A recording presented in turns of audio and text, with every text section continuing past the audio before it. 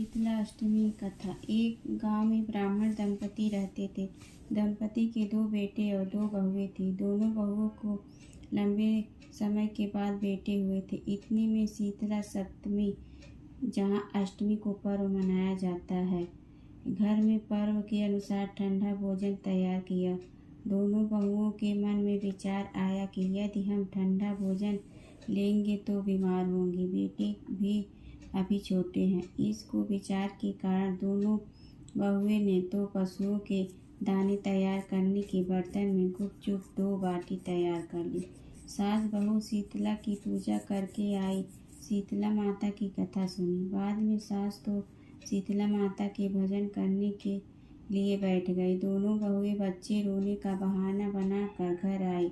दाने के बर्तन से गरम गरम रोटला निकाल कर चूरमा किया और पेट भर खा लिया। सास ने घर में आने पर बहुओं से भोजन करने के लिए कहा। बहुएं ठंडा भोजन करने का दिखावा करके घर काम में लग गई। सास ने कहा, बच्चे कब के सोए हुए हैं, उन्हें जगाकर भोजन करा लो। बहुएं जैसे ही अपने अपने बेटों को जगाने गई तो उन्होंने उन्हें मृत पाया। ऐसा बहुओं की करतूतों के फलस्वरूप शीतला माता के प्रकोप से हुआ था। बहुएं बेबस हो गई। सास ने घटना जानी तो बहुओं से झगड़ने लगी। सास बोली कि तुम दोनों ने अपने बेटे की बदौलत शीतला माता की अवहेलना की है, इसलिए अपने घर से निकल जाओ और बेटों को जिंदा स्वस्थ लेकर ही घर में पैर रखना। अपने मृत बेटे को टोकरे में सुलाकर दोनों बहुएं घर से निकल पड़ी। जाते जाते रास्ते में एक जीवड़ वृक्ष आया। यह खेजड़ी का वृक्ष था। इसके नीचे पूरी शीतला दोनों बहनें बैठी थी। दोनों के बालों में विपुल प्रमाण में जू थी।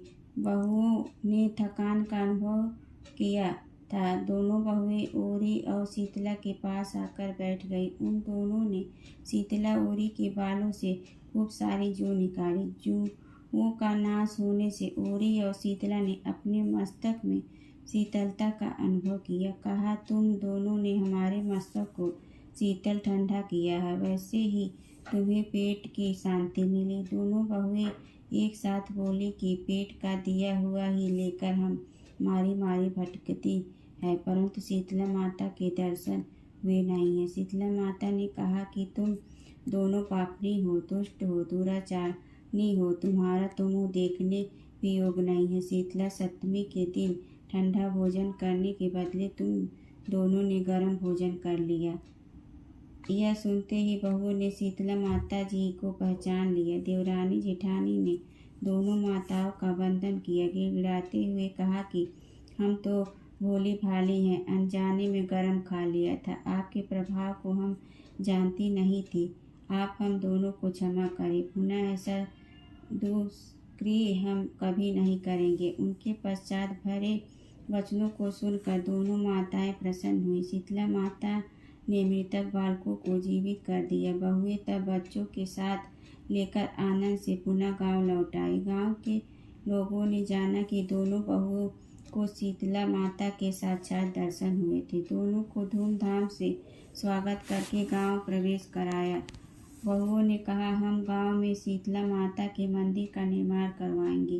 चैत्र महीने में शीतला सप्तमी के दिन मात्र ठंडा खाना ही खाएंगी। शीतला माता ने बहुओं पर जैसी अपनी दृष्टि की वैसी कृपा सब पर करे। श्री शीतला माता सदा हमें शांति, शीतलता और आरोग्य दे।